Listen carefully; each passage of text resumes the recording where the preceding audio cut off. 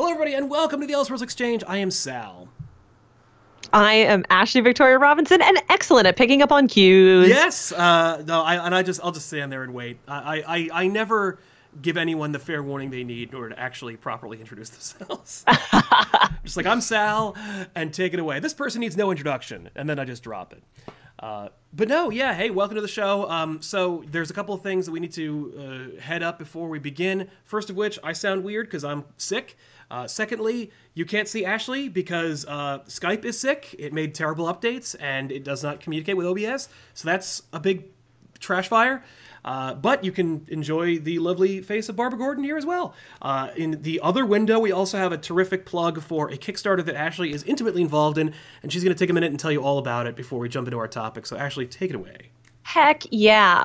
If you're not familiar with me, you weren't here the last time I was on the show talking about Kickstarter. I wrote a comic along with Jason Inman, a very frequent guest here on ComicPOP, called Jupiter Jet, and now our sophomore project is an original 80-page graphic novel called Science, and it's with an exclamation point on the end, so you gotta say it like that every single time.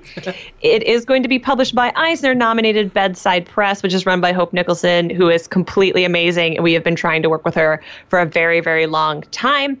It stars 14-year-old Tamsin Kuhn Trakru, who's not only the smartest applied and theoretical physicist in the room, but she has been accepted into the Prometheus Institute, and the name might be a hint about the future of the school, which is the best science school in the entire world. It has cool floating robots called STATs, which stands for Science and Technological Assistant Teachers. Think of them as Skeets and Herbie having a baby. They show up and they populate the scenes with stat facts. So we do weave actual science facts into our story.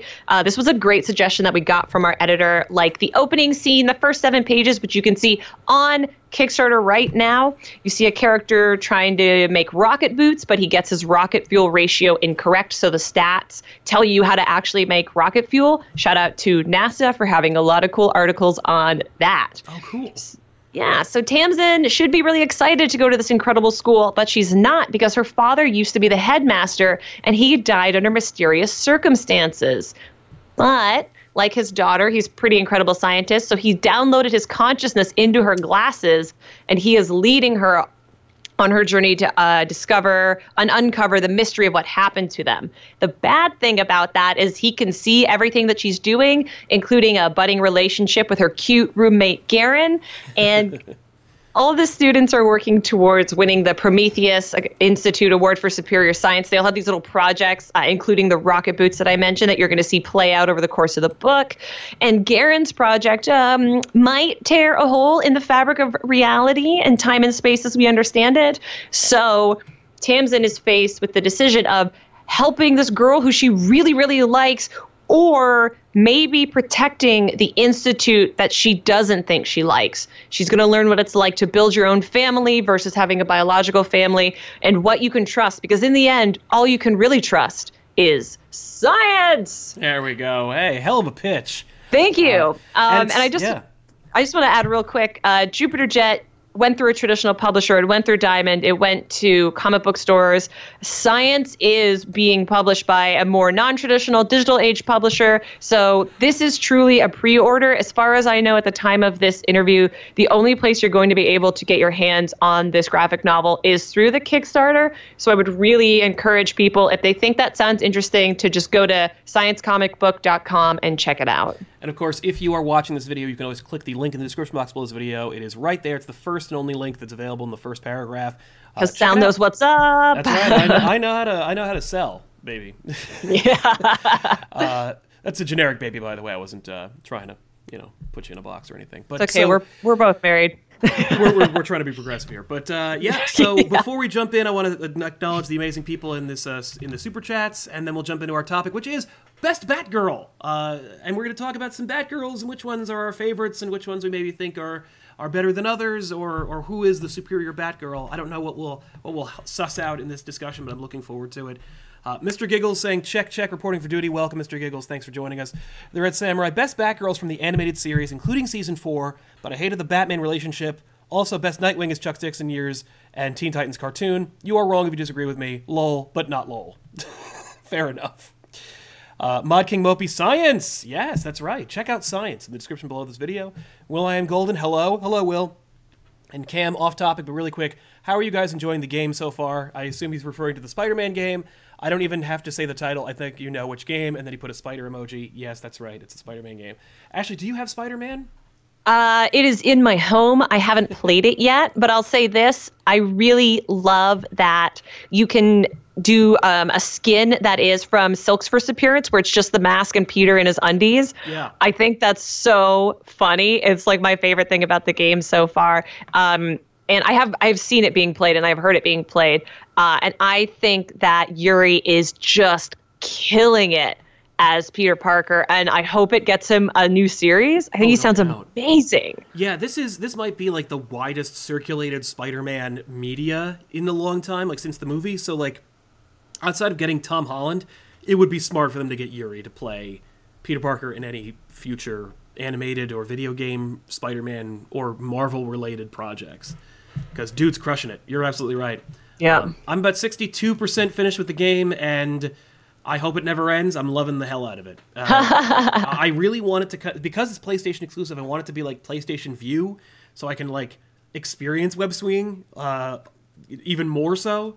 But until that time, I'm happy doing third person. It's really fun. I'm digging the hell out of this game.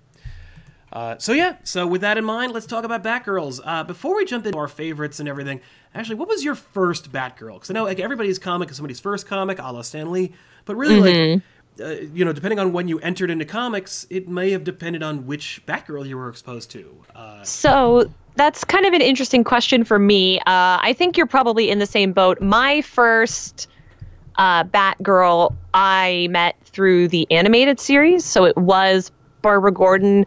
I will say that the older I've gotten a little more, I guess, critical of that version of Babs. She's not as capable as we see her in the comics. She does have some incredible episodes, though. Yeah. But yeah, sorry, go ahead. What's the episode where she's asleep and she has the nightmare about her dying and her father and Batman fighting? Oh, yeah, Over the Edge. Yeah, Over the Edge. I was like, Heart of Ice. No, Heart of Ice. No, absolutely wrong. Yeah, I think that's a really, really incredible episode, and that's very Barbara-centric. But my first comic Batgirl, because it was the 90s, was Cassandra Cain.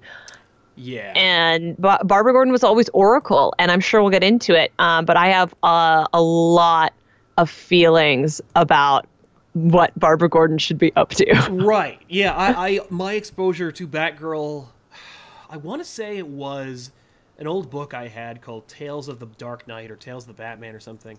But it had like a comprehensive guide of all the Bat stuff from 1938 to 1986, I think, or 89 or something like that. And so my exposure was really like just seeing the visuals of Batgirl. And I think it came from the 66 show, which was still technically Barbara Gordon, and the like Killer Moth 60s era Barbara Gordon Batgirl. Ooh, that's a great version. Yeah, who is like very autonomous, very independent. You know, she like is an occasional guest star both in the show and in the comic. And I always loved her visual, her color scheme, her costume in both the show and in that version. That's like the blue and black with the yellow. It's just everything worked. But when it came to the actual like story, the narrative structure of comics, I think it had to have been that by then Barbara Gordon was definitely Oracle. And I don't think there really was a Batgirl when I was reading. So it was just kind of like there had been a Batgirl, and then later on there were people who tried to do stuff with a Batgirl character. Like they did Stephanie Brown, they did Cassandra Cain. But nothing really stuck in my mind as far as like who Batgirl was. It was more like Batgirl was this thing that Barbara Gordon was, and when Barbara Gordon couldn't do it anymore, there is no more Batgirl. Yeah.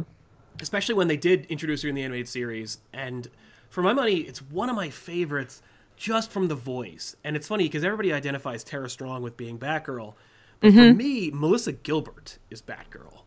Just this like really throaty, nasally, like strong-voiced woman who's just kind of like I don't know what it was about her, but like I loved that voice. When she first shows up, she just sounds so independent and so strong and so like ready and I don't know. There's something about that when they changed the voice from Gilbert to Bergman to Strong, each one just did worse than the last. Every time she lost a little bit of something for me. So I don't know, but I always say justice for Melissa Gilbert because I was like, that's my Batgirl. Yeah. But I love that. That's so sweet. I can't laugh too much or I will just devolve into a coughing fit. So please, but yeah. So that was our exposure to Batgirl. Now it's like, when you first were introduced to Batgirl through Cassandra Cain, did you dig it? Or were you kind of like, what's going on here? Oh, man. I loved her costume so much, and I maintain that it is the best Batgirl costume. I agree. And I was so taken with it that I was like, okay, cool. There's a ton of Robins. There must be a ton of Batgirls. I'm 6. Who knows? Yeah, no, totally. So it's funny, I have a harder time like wrapping my head around derivative characters now that I ever did as a child. Like, we get crotchety and stuck in our ways the older that we get. When I first read her, she wasn't speaking, which I thought was so fascinating. Yeah, totally. And I have a cousin, present tense, they're still alive, who's deaf. So I thought, even though Cassandra's not deaf, but the idea of a character who plays in that world, like she was mute for a really long time, I thought was just fascinating.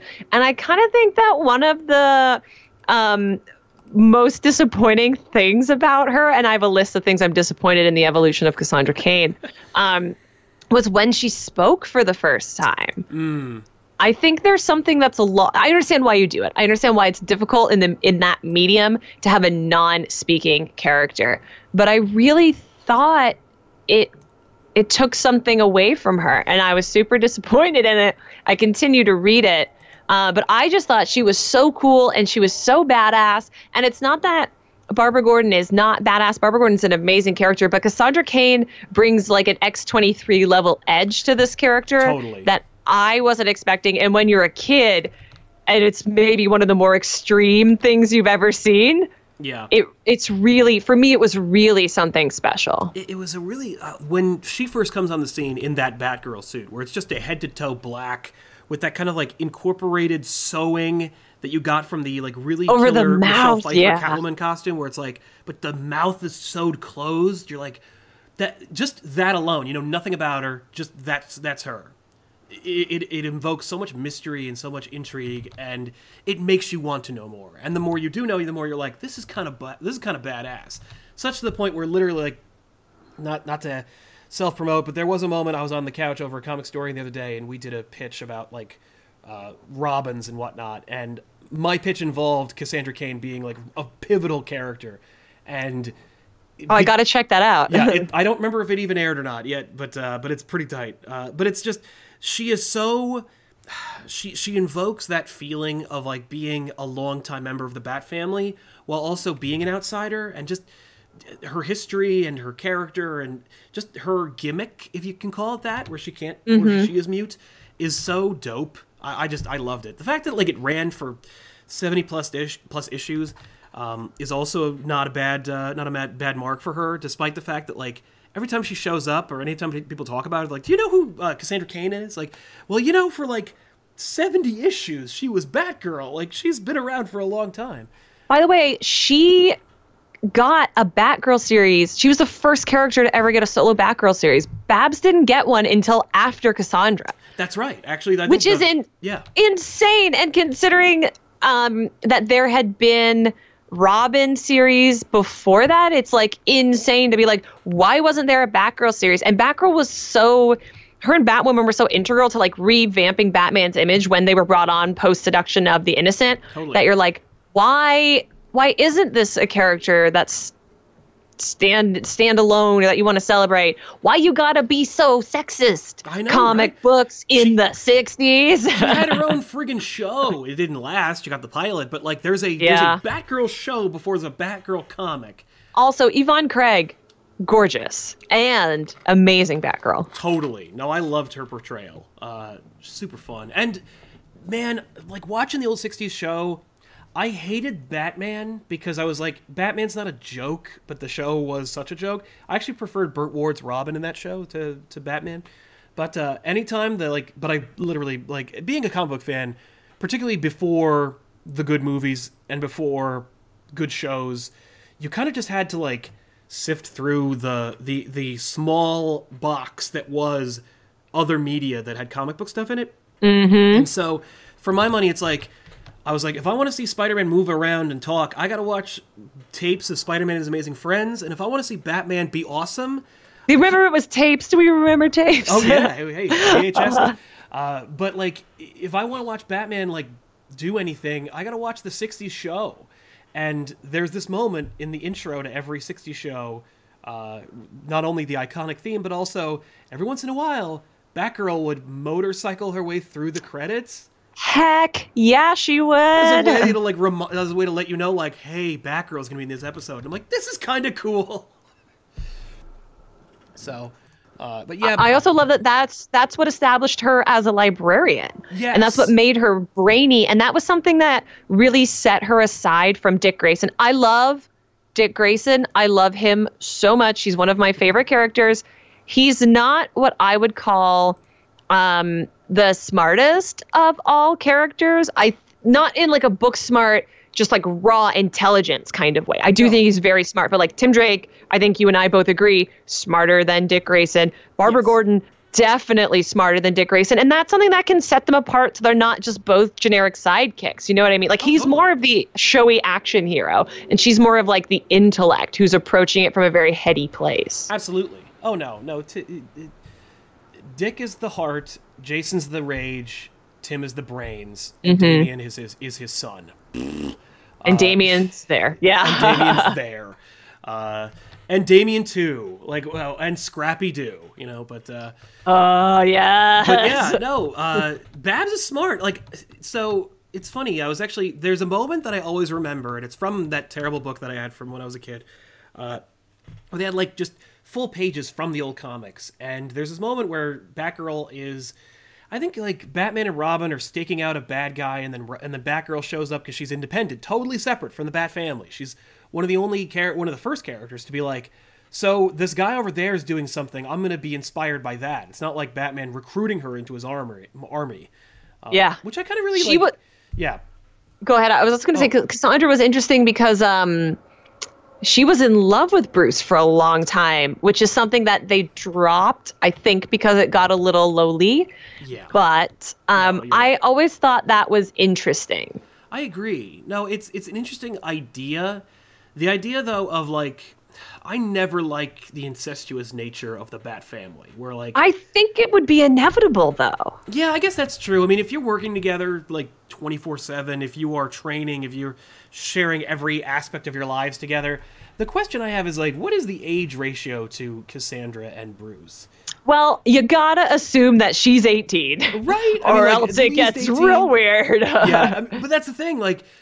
But then you go into the Dark Knight territory where it's like, how old is Carrie exactly, Bruce? Yeah, I actually take more issue with, here's something that I don't like that they did with Barbara Gordon in Batman Beyond, which is one of the many reasons why I'm not a fan of that series. Right. The fact that Bruce and Barbara are ever supposed to have a romance, I think is so disgusting. It would be like Barbara Gordon having sex with her father, or it would be like Batman having sex with Dick Grayson. Like, to me, they are truly his children, and that's where the relationship comes. And I don't understand. And, like, now they've carried it over. They did it in the Killing Joke movie, which is so problematic. But I don't like that narrative. And then I think it was Kyle Higgins did a series where Babs got pregnant and she didn't know if it was... Dicks or Bruce. If it Dicks or Bruce. And I was like, that's so gross. Just, stop. No. Please stop. Why are you doing this? They just kept driving into the ground. And it's just... I think that everybody kind of attributes that idea to Bruce Timm being like, Bruce Timm liked this idea and put it in the cartoons. I always liken it to, like, to a teenage daughter sleeping with her father's friend. It's just creepy and weird. And like it's a violation of trust that I think Batman and Gordon are like brothers in arms. They have such a like close relationship, and the idea that like Batman would be like, oh, also I'm stooping your daughter. Like, Yeah.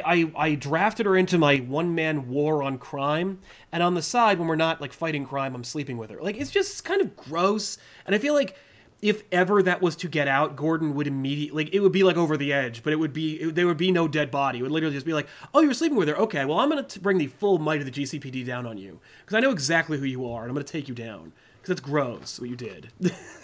Yeah. So yeah, I definitely take umbrage with that. Do you like the idea of Barbara being part of the Bat family or being apart from the Bat family?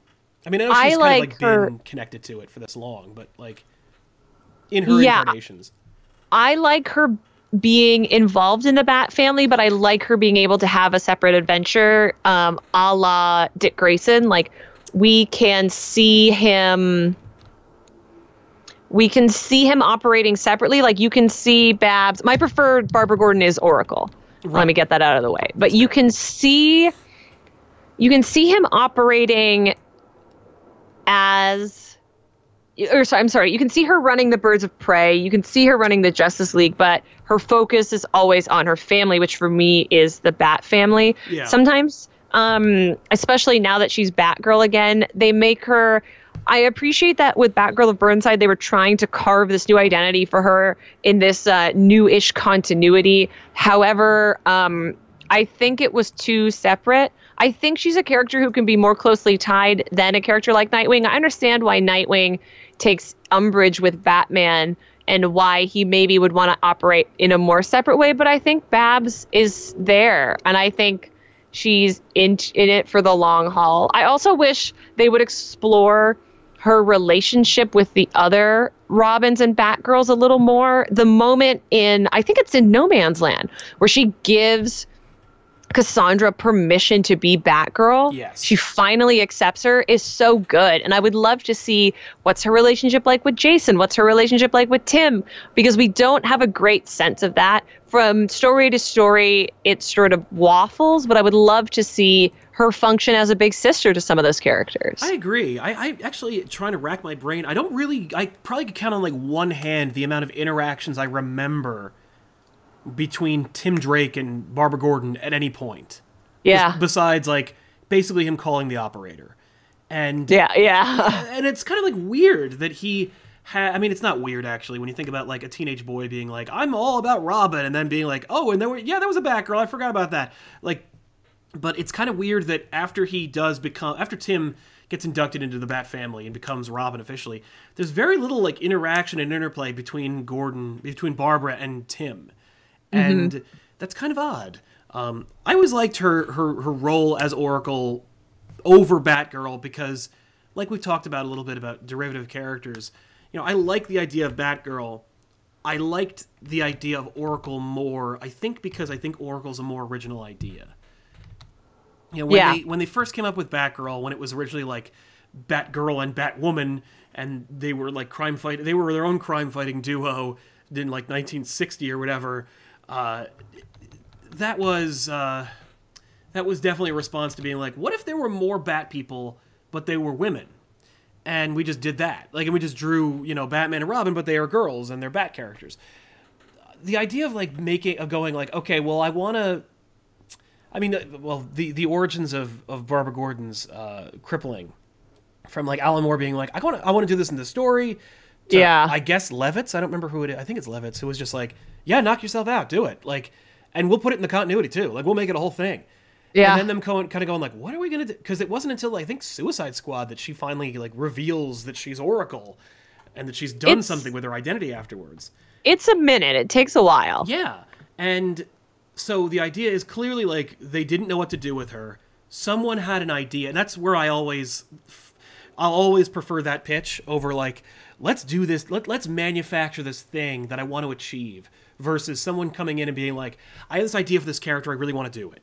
Because you know that's going to come from that he's going to plumb the deepest regions of their like of their soul to get a story out of it. Whereas you're gonna rack your brain for like for an all-nighter to come up with like how I'm gonna fill in the void for this thing I'm trying to manufacture.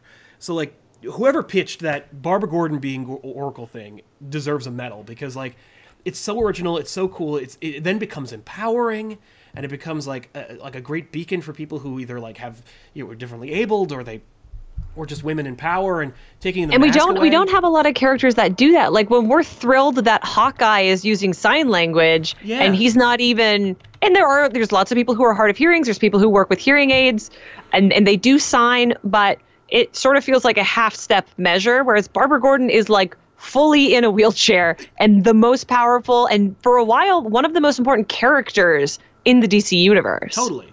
Oh no, yeah. The Hawkeye thing, I think.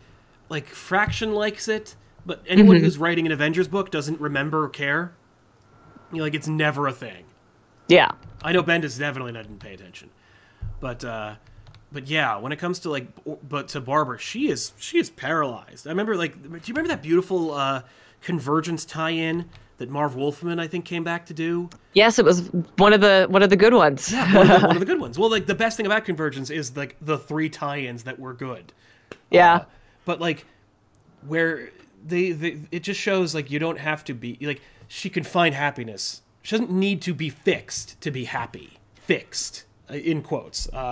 Because that's one of the things that really pissed me off. I remember, this is actually funny, this is going back a ways, but, so Brian Michael Bendis used to have a forum called Jinx World. Oh, yeah.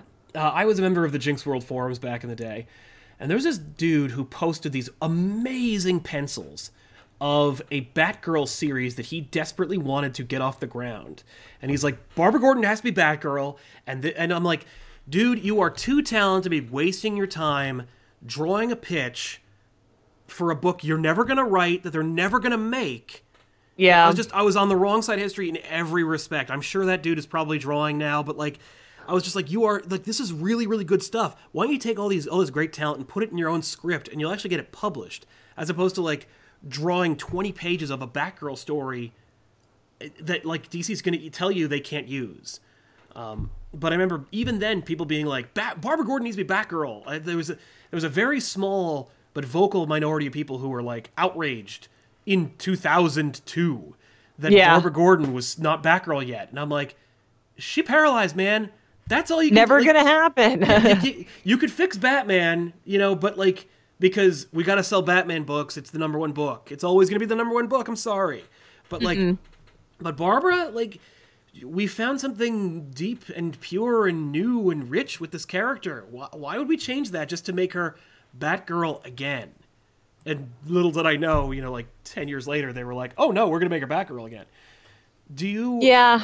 What do you think about Batgirl of Burnside and, like, what they did with her after? Like, was it worth it? I guess I should say. No.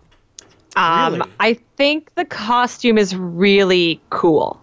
I have the, I don't know what it is, a ceramic statue that DC made of it. I can see it out of the corner of my eye. I think it's a very cool costume. I think it's very cosplayable.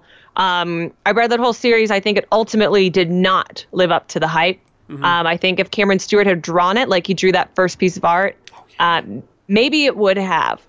I think one of the worst mistakes DC made was making Barbara Batgirl again. I really do. Because I think Cassandra Cain suffered the same fate that Tim Drake did. We brought in a new Batgirl. We regressed. We didn't know what to do with her anymore. They made her a bad guy. Not the worst idea. She's gone through 2 identities. The orphan identity I don't care for. I think Black Bat was cool. Yeah. I think it was actually a really cool costume. I think it's one of the better costumes. What kind of name is Orphan? What does it tell you about her? Her mother's still alive. Fun fact. She's not an orphan. But that's fine. I think with reboots, I understand why companies want to do them. I understand why you want to do clean slate. The New 52, I enjoyed a lot of. And the DC YOU that kind of spun out that second wave of, like, Gotham Academy, Batgirl, whatever. I think Gotham Academy is so much better. But Gotham Academy is, like, the best thing that came out of DCU. Either do a clean slate or don't, man. And the New 52 was like this half-assed thing where if they were, like, Hal Jordan wasn't going to change because Jeff Johns was in charge and he was finishing up his magnum opus over there. Yep. And Batman didn't really change. But I have a hard time with the timeline believing that in 5 years we went from Dick is Robin in the Underoos to Nightwing. Like, what? And Tim was never Robin, and Babs was paralyzed, but then was like unparalyzed. And then to me, the comic-y explanation for how she got unparalyzed was not really understand it. Like, I still don't even really get it. It's a microchip. It's like the same thing that they wound up doing with Felicity and Arrow. And it's also because I didn't particularly enjoy her first series as Batgirl. Yeah. That's the Guess Who series? Yeah. It's not bad. It just wasn't to my taste. It wasn't the kind of story I wanted to see from Batgirl. That's all. There's nothing objectively wrong with it. There's nothing objectively wrong with Batman of Burnside. And if people love them, I think that's amazing. But for me, they were taking this character and they were walking her backward instead of letting her progress, which I think the New 52 did to a lot of characters. Unfortunately, I think Superman suffered the same thing, which is not to say that there were no great Superman stories in the New 52, because there were. Yeah. And I think the T-shirt and jeans design kicks ass. I think it looks great. But I think it halted Batgirl as a mantle instead of moving it forward. I'm not advocating that it should have stayed Stephanie Brown, because I definitely don't think that. Really? I'm not advocating that they should have made a new Batgirl, because we've seen what happens when there's too many Robins. Tim and Duke don't get to do anything. Yep. But I think this living in a stasis has been to the detriment of some Bat characters when their relationship to the larger Bat family is ill-defined, unfortunately. Yeah. I think that was that's fair. Too long an answer, and I think I got off your question. No, that's totally right. No, you nailed it. The thing about the Batgirl of Burnside thing is that was a perfect opportunity for them to go, we are going to New 52 this, where it's a reboot. Barbara Gordon was never paralyzed, and in fact, we're going to walk it back to the point where, like, this is the first time Barbara Gordon's going to be Batgirl. Yeah. Like, if they wanted to do that, where it's like, no, we're going to One More Day Batman. Yeah, give me 12-year-old Babs and 10-year-old Dick. I would have appreciated that hard reboot so much more. I think so. I think it would have been easier to swallow for everybody, because then, you know, the hardcore fans who are hurt, they have their old universe, and they can now, like, enter into this new universe with, like, seasoned experience. You know, oh, I know what's going to happen, or I think I know what's going to happen, and then being blown away. And then you have the new people who are like, straight up, oh, this is Robin. Like, oh, Dick Grayson's the new Robin. This is cool. Like, and just start from there. And then when if that Barbara Gordon had showed up in that Batgirl of Burnside outfit as her debut, I think that would have made significant waves. I like Barbara to be about 2 years older than Dick. Yeah. And so I don't like it that now I think he's 25 and she's 21. Yeah, I don't even know. I don't like that dynamic as much. And again, there's nothing objectively wrong with it. It's just my personal taste. Yeah. There's this moment in, like, one of her debut where she bursts in on, like, a sting that Batman and Robin are going to commit. And Robin, so it's Tim Drake in his underoos. She's like, oh man, I screwed it up. And Dick reaches up and he, like, condescendingly strokes her chin and says, cheer up, Batgirl. Yeah. But it's hilarious because he's got to reach like a full 1.5 feet up into the air to give her comfort. And I'm like, man, you look like a huge tool. Like, you've completely informed what Batgirl is going to think of you and treat you like for the rest of your life. Which I really dug. But I don't think that was the intent of the author, but it's definitely the intent, you know, looking back 40 years later. Yeah, totally. So let's jump into the super chats again really quick, just before we continue. Stuart McIntley saying, get better soon, Sal. Thank you very much, man. First Batgirl was Cassandra, but love me some pre-New 52 Stephanie Brown, especially with the purple integrated into the suit. I think it's a great suit. That's right. It's a great suit. It's literally it. Like, the best thing about about Stephanie Brown Batgirl is that purple suit. I remember Tiffany was, like, really into it. She was like, I think I want to do, like, because back then she was like, I'm blonde, I could do the Batgirl, like, Stephanie Brown suit. I'm like, yeah, it sounds great. Like, you'd look cool. She then, like, read some issues and she's like, I don't want to do this anymore. I don't like this guy. I don't like her. And then you were like, well, someone made a mediocre web series about it, so don't worry. Exactly. Will.i.am Golden, my first exposure to Batgirl was Barbara, but my first Batgirl comic I ever read was when Stephanie took over the mantle. Also, the Burnside suit should... the Batgirl suit looks better, would look better on Stephanie. Yeah, I guess that's true. I don't know. I think because it's Batgirl's derivative. Like, you can see the color scheme was definitely inspired by Steph's suit. Totally. I mean, well, there's the purple and the fact that like Barbara's supposed to. I always imagine Barbara being like 30, but what do I know? In my Batman timeline, I think like in my headcanon, Dick Grayson is like 35. Yeah, so exactly. Batman's like 50, 47, I think. We 47. did not to do another plug, but on my podcast Geek History Lesson that Sal has been on a number of times. You might be our most recurring guest. I think so. Yeah. Jason and I talked through our Batman chronological timelines, and I think my Batman was either 45 or 47 by the end of it. And I was like, well, I think Affleck's 44, so I'm not wrong. I'll take a 47-year-old Batman. He looks great. You know what I mean? Like he's totally. and he's got performance enhancers and probably secret Lazarus pits he can use. Right. Just huck him in a Lazarus pit. It's fine. Yeah. Mr. Roboto, hello, Sal. You are feeling better? Yes. Trying, man. Thank you. Tevi Smolka, Stephanie Brown is my Batgirl and Barbara as Oracle. Fair. I see a lot of people whose introduction to Batgirl was Stephanie Brown, which is kind of interesting. Hey, man, more if you like her, then there's more Cassandra Cain for me. That's right. St. Lugia saying Cass and Bruce were far more father and daughter for me. Fair enough. Aaron Burke, two things. I hate the name Orphan for Cass. Me too. I think a lot of us do. Batwoman or Babs should take on a Batgirl like Tam Fox or Maya Duckard.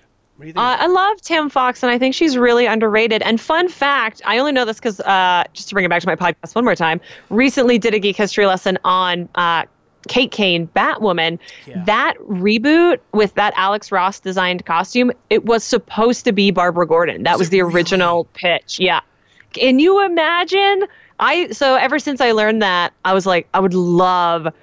I think Kate Kane is a fine character. I've enjoyed some of her stories. I would love Barbara Gordon. If she's not going to be Oracle, I would love to see her graduate to be Batwoman and to take on a more of a leadership role. That would have been really dope. I know. I know. So, like, I don't know anything about this. This is the first time I'm hearing of it, but, like, just by being, just taking that idea and being like, okay, so you introduce her, like, she looks just like that, right? So she's pale. She looks, like, ghostly. If that is some way connected with her, like, reviving from her paralysis kind of thing, where it's like, I'm not, like, I'm kind of dead, you know, like, it's almost like I'm, you know what I mean? Like, it's not... My body's been traumatized, yeah. Right, like, I'm not quite human anymore. Like, that kind of thing is so much better than anything they've done with Batgirl. Because the interesting thing, when you think about the timeline of that, too, so she debuted in 52, which was what, 2011? Yeah. So they had been thinking about bringing Barbara Gordon back from paralysis since at least the early 2010s. I wouldn't be surprised, yeah. It was always something that they knew they were going to do, which to me is so frustrating. Yeah, right. Like, well, that's like when you found out that they were like, oh, no, we've been grinding our teeth about the Spider-Man marriage for 20 years. I'm like, but you've been writing such beautiful stories with them. Why are you complaining now? Like, I know you want to be like, what is wrong? I'm so livid about that. That's like main thing I will never let go of. Yeah. I don't care about Scott and Jean, but I care about the Spider marriage. And then I was like, look, they're going to grow up and they're going to get married. And I don't care how many girlfriends you give Peter Parker. That's fair. That's exactly where I am.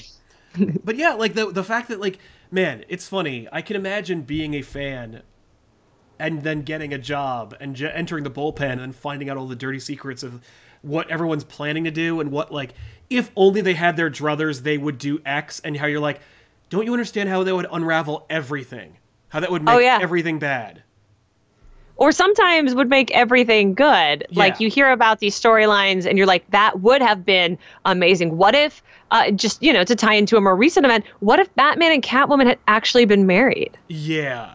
You know, even if it was just for the length of Tom King's run. Right?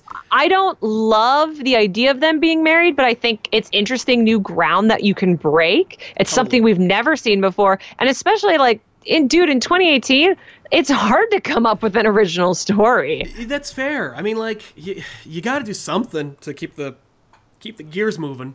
And you can't just keep giving us Robins, for God's sake. No! Sal and I love Robins, and there's too many. Yeah, there's too many damn Robins in my Bat mythos. I completely agree. Robin should be few and far between. There should always be like a seldom. It's just like, oh, just a little flicker of light, like a candle. That's when Robin shows up. Exactly. Kane's World, in Young Justice Season 3, Babs is going to be Oracle, and I'm so curious to see if she will still be in a wheelchair. On that thought, do you think Babs should be Oracle, or could be Oracle without the wheelchair? I say yes. I say absolutely yes, but I do think when you take her out of the chair, you rob the universe of representation, and you rob us of a really important statement that a disabled character is the smartest, again, most powerful character in the DC universe. She, I mean, for all intents and purposes, led the Justice League. Right. So I think that statement is way cooler than Barbara electing to be Oracle, but I suspect that's what we're going to get from Young Justice. Am I still going to watch it? 10,000%. Right. Yeah, no. That's absolutely a thing. By the way, side note, I've been using that DC Universe app like a lot, and no plug, I dig the hell out of it. I want to know when Titans is coming. Oh, yeah, well. Weren't we supposed... I love that app. I think it's great that it's happening. No shade toward it. But I thought we was launching with Titans, and I love Titans. When are we getting Titans, man? For me, after that taser, I was like, I'll take Doom Patrol. I'm way more excited for Doom Patrol. With the oldie Timothy Dalton, who was just cast. Tim Dalton as the as Miles Coulter, like that's dope. Brendan Fraser as Robot Man, like all the costumes. Why are people excited about Brendan Fraser? I didn't know he was a guy that people liked, and I was like, ooh, Brendan Fraser, and everyone is so excited about it. I'm baffled by it. He has this like weird charisma that's like anti-charisma. Like, sure. It's like when you watch The Mummy for the first time and you're like, look at this man trying to be Indiana Jones and failing so terribly at it. But like in his failure, he achieved something else. And I gotta give him props. I don't know why, but like I like watching him. I'm here for it. I hope he's great. But I was like I said, I was shocked that so many people were seemingly genuinely thrilled with that casting choice. I think it's also the dude's had a hard time. Like he fell on some hard time. Apparently there's some like abuse allegations like on him being on the receiving end, and it's just which for him, I will say, if nothing else, good for him for speaking about it. Exactly. But it's also like the dude deserves a break, and I hope that break is in the form of Robot Man. yeah, truly. Somebody has a great question that I want to talk about in a minute. Cool. What's it called? Stephanie Westgate, Babs and Jason versus the Joker. That's a great idea. I could get behind that. Right? Mr. Roboto, Hawk and Dove are birds of prey. Sure. Why not? That will go into my thing, but I'll get to that in a second. Jam Call X, Steph puts the much-needed girl in Batgirl. Barb had long outgrown the role. Yeah, she's more of a woman than a girl. And seeing Stephanie really grow while arguing with Damian was a treat. That's fair. Yeah, like, Batgirl does have, like, that, like, younger like sound to me. Well, girl, implies a certain amount of youth. Yeah. Which you don't get with the male names like Robin and Nightwing even Red Robin are not evocative of a specific time in your life. Yeah. And I think that's cool that's what people enjoyed about that character. Yeah. Mr. Roboto, keeping her in the chair, put her in the back neck.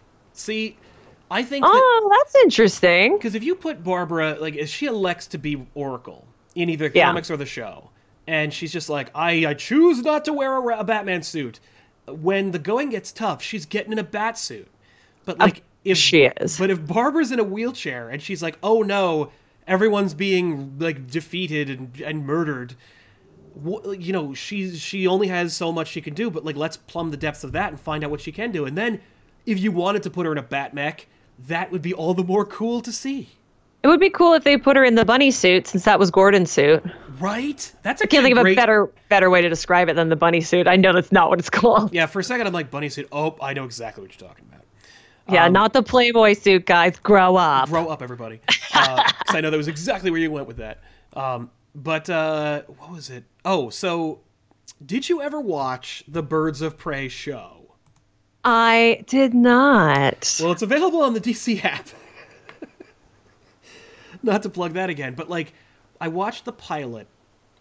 It may be the worst thing DC's ever made. Oh, dude, I've I've heard it's not great. It's one of those things that I have in my back pocket for if we're ever going to do another, like a live stream of something that's sort of intentionally not awesome. Yes. It's you got to do it. Like, you have to do it and film it because you got to see those, like, knowing, especially, okay, because, like, when Birds Break came out, the CW was coming into its own, and so, like, the idea, it's funny, actually, Arrow would have succeeded like, if they had done Arrow instead of Birds of Prey, Arrow would be on its 20th season. Because it's the same damn thing. It's just like, we got superpowers, but we also have sex with each other, and we're sad. Hey, man, I effing love Arrow. I will hear no bad words about it. It's not a perfect show. I think Arrow, just to speak maybe to the difference, I think the success of Arrow came out of the time when it dropped. I think Birds of Prey might have been too soon. Yeah. I don't know, because Smallville was still going on, wasn't it? I think so. I think either it was right on the edge of Smallville ending. Yeah. And they were like, we got to do something. Because Arrow came out, 2 years after Smallville ended? I didn't watch Smallville. I don't know. Yeah, I watched the first couple of episodes of the first season and was like, he's never going to be Superman, I don't care. Yeah, I just don't care for Tom Welling as an actor. He was not great. I think he tried. I think he's probably a much better director, and that's why he's been directing for a long time. Oh, cool. Yeah, he's a TV director. He's doing just fine. Everyone who's sad that he doesn't act anymore. Yeah. He's making so much more money than he probably ever made as Superman. No doubt. But even though the current DC universe thrives on giving us too much content so that our brains are going to explode, I think at the time and where we were at culturally with nerd content, I think we needed a little more space before we could have appreciated something like Birds of Prey. Yeah. That being said, I've heard there's great casting choices in that show, and I do hope that we've never called the show Birds of Prey, and I think there is room for a great Birds of Prey television show. I really do. Totally. The best thing they did about the Birds of Prey show was in the pilot, they had the Joker shows up, but he's all in shadow and like out of focus. Yeah, so not the Joker, but the Joker. But they just had Mark Hamill dub the voice. Oh, that's genius. It was just, they were like, we're not going to see him. He doesn't do. He literally he kills Batman and Catwoman, and so Huntress is. Oh, that's wild. Yeah, the show is like 20 years after Batman died. Huntress is their daughter, like in Earth 2? Yeah, like in Earth 2. Oh, that's cool. Yeah, like it's like I said, like the opening pilot, you're like, comic book show. Like you see, you don't see Batman, you see like his cape and his cowl, but then sure, like we saw Superman forever on Supergirl. Exactly. But like, yeah, Mark Hamill plays the Joker. I don't think he wears the makeup. I think it's he dubs over an actor.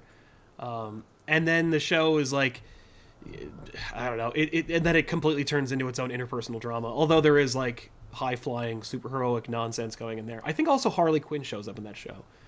I want to say you're correct, but I really wouldn't know. It's a scene. But yeah, Birds of Prey. So my question is, apropos Birds of Prey, after saying, did you see the show? Do you think there's room for a movie? I mean, we're getting one that's called Birds of Prey. Yeah, but do you think that, well, like, we're getting one the same way that, like, do we just found out Henry Cavill's never going to be Superman again? Not confirmed, though. Is it not confirmed? I thought it was, pretty much a done deal. So there's a quote from someone at WB that said, basically, we don't have him on the schedule. There's a quote from Cavill's reps that are like, he still has the cape in his closet. He's still very interested. You'll have to hear more from WB about it. And then WB kind of walked it back, and they were like, "Oh, we just like don't have anything in active development, right?" So I don't think it's in as much as like Affleck's never coming back to Batman. Right. Well, I expect after they announced, or after I heard the announcement that sounded like Cavill wasn't coming back, but you're absolutely right. There is a quote from his publicist that says the same thing. When it seemingly looked like Cavill wasn't coming back, I'm like, well, the Affleck announcement should be like any second now, right? Like where he just says, "Oh yeah, no, I'm not doing that anymore." I think it also might have come out of Cavill's not going to be in Shazam. That was confirmed because he couldn't they couldn't make it work with his schedule. Yeah. Now he's very busy. He just got Witcher. Like, he's doing great. James Bond is going to be up for grabs in 5 seconds. And I know he was the alternate to Daniel Craig. Oh, wow.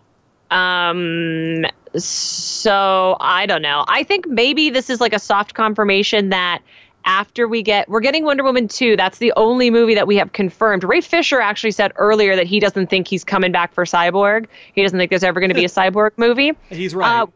Which is a bummer because he is wonderful. Like, he's a great actor. He's going to go on to have an amazing career. Yes. And he was a great Cyborg. But I think we're going to slowly get confirmation that this DCU, as we understand it cinematically, is just going to... I think we're done with it. I think I can't remember who broke it, if it was THR or Deadline. But I think an intern or someone a little further down the food chain spoke out of turn. But we're also, we've known this since, I believe, last year. We're in a regime change for DC Films over at WB, and this might be the first grinding of the gears as to the new direction that they're going in. I do think the Birds of Prey thing will happen, though, because Margot Robbie is just using like all her force of will. Yeah, which is cool. Like, I have a lot of respect for Margot Robbie. Yeah, she is a hell of an actor and does a great job with that character, and with any character she's given. I saw Tanya recently, and she's friggin' amazing. Can you believe that? Oh, so I didn't see that in theaters either, but I was freaking shocked that thing was good at all. Yeah, me too. And it's like really, I was like, this is clever. What they're doing here is really good. Like, I'm digging this. It was, what's his name? Sebastian Stan disappears in that role as her husband. Yeah. It's friggin' Bucky. It's awesome. But yeah, but I hope that happens, because I think that could be cool. Mm-hmm. But Cassandra Cain might be in it. And that's the thing. Like, if they do Birds of Prey, will there be a Batgirl in it? Yeah, hopefully. And if so, which Batgirl will they do? Because... Well, since apparently it was so hard for Joss Whedon to come up with any ideas, it makes me so livid. And I just... I can't tell you how mad I am about that. That's fair. I would assume that this is where they're going to plunk... this is where they're going to plunk Batgirl. Yeah, you know what I mean? Sense. Yeah. It actually makes a lot of sense, considering the deep development they are actually working on with the Supergirl movie. Yeah, which I'm shocked. Me too. Especially since the show is kind of successful, and it's like... I would say debatably successful, but yes. Yeah, it's on, and people are watching it, and it's still, if it was... That would be my first show to cancel if it cost if we were losing viewers. It must cost a bundle more than any other show that we would be producing on the CW, or whatever channel it's called now. I think it's still CW. Either way, but yeah, with a Supergirl show or movie in development, Batgirl can't be far behind in this world. Yeah, hope so. Yeah. I guess before we wrap up here, best Batgirl costume, go. Oh, Cass's original costume. No question in my mind. Well, yeah. I really you can disagree with me. No, that's okay. I gotta tell you, that one is so cool. It's basically, for me, it's just a Batman costume with the mouth sewed shut. But yeah, but you're not wrong. Yeah, but on a tiny person, on a tiny female body, it's kind of awesome, because it's like that much more. It becomes its own thing as it transforms. But I'm a sucker for the black and yellow, the old suit, which is a great design. That's absolutely. And it's. I think the one I always think of is the one by Jose Luis Garcia Lopez, where it's on every sticker and every T-shirt and every Target, where people are like, by the way, what is up with that? With Target being okay, here's your Batman merchandise. It's a picture from 1972. Wonder Woman's the same thing. It's Jose Garcia Lopez's art. I wonder if what that is the way licensing works. It's exactly what it is. I think we own that in perpetuity. But not even that. I just wonder if licensing kind of rolled out they were like, you can have the Lopez collection, you can have this era collection, and that's the one they went with. Also, I think it's a safe choice because his designs are modern enough to still be evocative and appealing. Like, I bought one of his designs from Hot Topic. Yeah, that's fair. Well, but they still throw back, like they're just Silver Agey enough that if that's when you were coming up in comics, you're like, wow, this is evocative of my childhood and what I remember comics being. Like, to me, they straddle that line in a way that if you used like a Cameron Stewart Batgirl, there's a very specific moment in comics history that you're capturing. That's true. Yeah. If you're going with like basic with for all intents and purposes like the first Batgirl suit, it's hard to argue. Yeah. But yeah, if you were to put a bunch of like David Finch Wonder Woman images on shirts, it'd be like, yeah, she looked like that at it for a time. You know, like that was a look. Yeah. That was an odd time. But anyway, it's a good way to put it. Yeah. But Ashley, thank you so much for chatting with me. By the way, her idea, I love this topic, just talking about Batgirls. It invokes, by the way, if you haven't checked it out, our previous episode where we talked about Robins. So, I don't know what we're going to do next. We're going to have to jump out of maybe Super Kids or something like that. Yeah, Super Boys or Super Girls or Super Pets. Who knows? But Super Pets, dude. We should do Super Pets. Right? Try to remember that when I hit you up next time. Exactly. But thank you so much for having me on. It means a lot. Pleasure. Thank you so much for being here. Before we go, remind everybody again about this incredible Kickstarter you got working on, which, by the way, if you want to check it out, you can check the description box below this video and find a link to. Ashley, take it away. Or if you like typing, sciencecomicbook.com will take you right there. Think of it as what if Harry Potter went to Star Trek school but wanted to take it down from the inside and was a nice Indian American girl. That is a hell of a pitch. Thank you. But we want to thank you all so much for hanging out with us, and we'll see you guys next time here on ComicPOP. I'm Sal. That's Ashley Victoria Robinson. That's true.